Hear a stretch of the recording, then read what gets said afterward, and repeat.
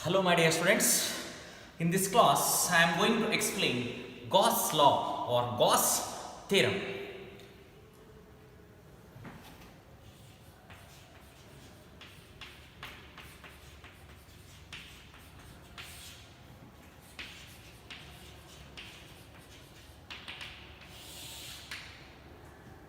Here it is a basic law in electrostatics, Gauss law or Gauss theorem.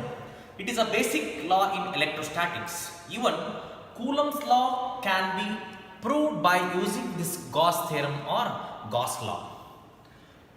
Coulomb's law deals with a point charges, while the Gauss law or Gauss theorem which deals with the continuous charge distribution.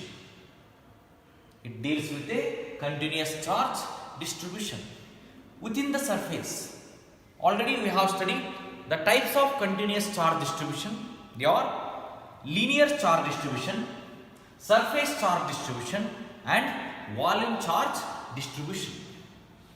Here the Gauss law, it states that the statement of this Gauss law.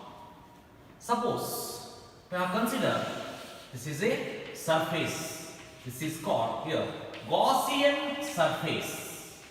Now I consider one isolated system. It consists of n number of charges. Q1, Q2, Q3, Q4, so on up to Q1 times. All these n number of charges enclosed within this surface. This surface is called Gaussian surface. It is an imaginary surface. It is an imaginary surface. With this surface, n number of charges are enclosed within this system. Here, the total electric flux through the closed surface. The total electric flux through the closed surface. It states that the total electric flux through this closed surface in a free space is equal to 1 by epsilon naught times 1 by epsilon naught times. Here it states that the total electric flux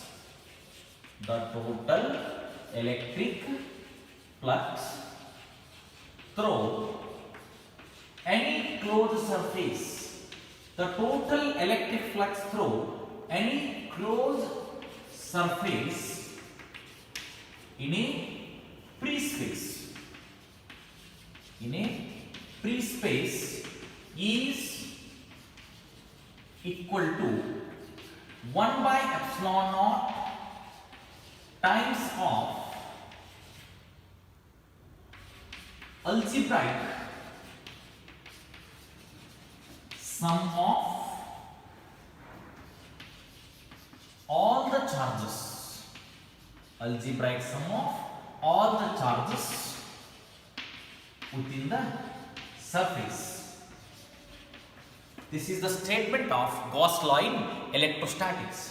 It states that the total electric flux through any closed surface, the electric flux through any closed surface, this is the closed surface, the total electric flux through this closed surface, the total electric flux through any closed surface in a free space is equal to 1 by epsilon naught times, epsilon naught means it is a permittivity of free space, 1 by epsilon naught times of algebraic sum of all the charges within the surface. This is the statement of Gauss law or Gauss theorem. Now I can prove this statement. Prove. Suppose if I consider a sphere. Consider a sphere. This is a sphere with a radius r. R is the radius. Here this sphere is enclosed with a point charge q. This sphere is enclosed with a point charge q. Now the electric flux is produced on this Gaussian surface. This is Gaussian surface. This is Gaussian surface. The total, this Gaussian surface, it is mathematically denoted by the symbol S. This is surface charge distribution. Here, this is the total surface S. Now I consider small area element in this Gaussian surface. Small area element. This is small area element. Now I consider small area element in this Gaussian surface, that is ds. This is the small area element on this Gaussian surface, that is ds, and the electric flux acting normally throughout in this direction, that is E. This is the Gaussian surface. According to the definition of electric flux through the surface, or electric flux at the surface is defined as it is the product of surface area and the component of electric field along the normal, that is d phi is equal to E into ds. You know that formula here. The electric flux through this surface, the electric flux through this surface is, that is d phi is equal to E into ds. This is equation number 1. The electric flux through this surface d phi is equal to E into ds. But from Coulomb's law, the electrostatic force for a single point charge, from using Coulomb's law, or the electric field due to the single point charge, from using Coulomb's law, the electric field due to the single point charge or only a point charge, that is electric field, E is equal to 1 divided by 4 pi epsilon naught Q divided by R square. This is equation number 2. Now substitute equation number 2 in equation number 1. You get d phi is equal to 1 divided by 4 pi epsilon naught Q divided by R square into ds. Q divided by R square into ds, which is the expression for the electric flux due to this charge in this area element ds. Now the total electric flux throughout this Gaussian surface. Now I want to calculate the total electric flux throughout this Gaussian surface. The total electric flux, that is phi is equal to here the total electric flux, that is phi is equal to, here the surface of this area element is ds. This Gaussian surface contains n number of small area elements like this ds.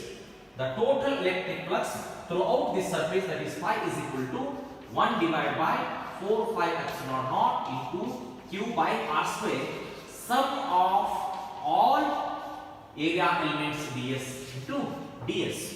We get the total electric flux phi is equal to 1 divided by 4 pi epsilon naught Q divided by R square, the sum of all these area elements, that is yes, the electric flux phi is equal to 1 by 4 pi epsilon naught Q divided by R square into s. But here s is the surface area of this sphere. The area of the sphere, from using this formula, s is equal to 4 pi R square. From using this formula, we can calculate the area of the sphere. Now we get electric flux phi is equal to 1 by 4 pi epsilon naught Q divided by R square into 4 pi R square. Here R square get cancelled. 4 pi get cancelled. Finally, we get the answer, electric flux. The total electric flux phi is equal to 1 by epsilon naught into Q. The total electric flux through any closed surface in a free space is equal to 1 by epsilon naught times of algebraic sum of all the charges. Okay, my dear students, and next part of your topic is applications of Gauss law. The first application is electric field due to long infinite charge wire, or electric field due to straight infinite long charge wire using Gauss law. From using Gauss law, we have to find the electric field. That electric field is produced due to the straight infinite long wire. Suppose if you consider this is the infinite long charge wire. Infinite long charge wire. When the charge is flow this wire, the electric field is produced around this wire. Electric field is produced around this wire. Here, consider a straight infinite long charged wire. This is straight infinite long charged wire. Here this is straight infinite long charged wire with a linear charge density. Linear charge density means a charge produced per unit length is called linear charge density. Due to this long charge wire, the electric field is produced. Now, I consider a point P. Consider a point P. At this point P, the electric field is produced. Now, I want to calculate that electric field. How much electric field is produced at this point? Now, I construct a cylindrical Gaussian surface around this long infinite wire. Now, I construct a cylinder around this long wire. Here, R is the radial distance from the point P to the wire.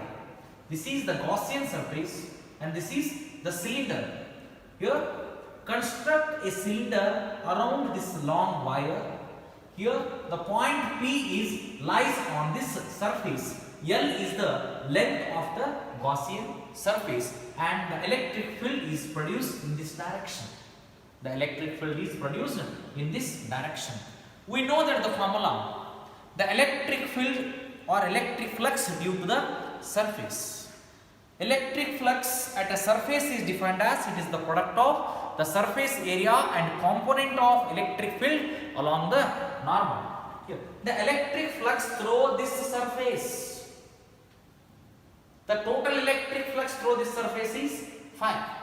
And the electric flux due to this surface, when we are construct the cylinder around this straight wire. Now I consider small portion, that is ds. This is the area element on this Gaussian surface. Due to this Gaussian surface, the electric flux is, that is the electric flux through the surface ds. This is the total surface S, and due to this area element, that surface is ds. Due to this surface, the electric flux, from using electric flux definition or electric flux equation, we get d phi is equal to E cos theta into ds. It is the product of the surface area and the component of electric field along the normal of that direction, that is E cos theta into ds. Here there is no angle. Theta equal to 0, cos 0 is equal to value 1. We get d phi is equal to E into ds. Here d phi is equal to E into ds, which is the expression for the electric flux due to this area element. Now, I want to calculate the total electric flux due to this Gaussian surface. Here, flux through the Gaussian surface, the total electric flux, that is phi is equal to the total electric flux, electric field, it is the constant. Now, from using integration value, here this total surface value can be calculated, that is the integration of ds. When you are going to adding the small area elements around this wire or around this surface, we get the electric flux is equal to E dot S. But S is the surface area of this cylinder. But area of cylinder value, how to calculate the area of cylinder?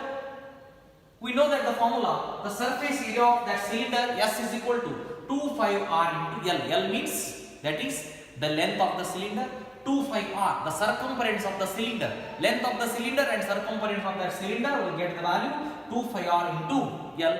Substitute this value in this equation, we get the total electric flux is equal to E. E is equal to 2 pi r L. So E is a constant, S is equal to 2 pi RL. It is equation number 1. The total electric flux through this surface according to Gauss law. The total electric flux is equal to 1 by epsilon naught times of net charge enclosed by this surface. It is Gauss law. Here, this is equation number 1. Here, this is the electric flux produced around this wire. But we know the Gauss law. These are the applications of Gauss law. Electric flux is equal to 1 by epsilon naught times of net charge enclosed within that surface, that is Q. This is equation number 2. When we are comparing these two equations, phi is equal to 1 by epsilon naught into Q. This is equation number 2. When you are comparing these two equations, we get, this is from equation number 2, 1 divided by epsilon naught into Q is equal to equation number 1, E into 2 pi RL, E into 2 pi RL, or Q divided by, and I rearranging this equation, we get the electric field is equal to Q divided by epsilon naught 2 pi R into L. 2 pi R into L. But here the charge is distributed. This is the continuous charge distribution. The charge is distributed along the straight path. It is one dimensional curve. This is called linear charge density. According to the linear charge density, it is mathematically denoted by the symbol lambda. Lambda is equal to the charge per unit length. From using this equation, you get the charge Q is equal to lambda into L. Now substitute this charge value here in this equation. We get E is equal to lambda into L divided by epsilon naught 2 pi R into L. Here L and L get cancelled.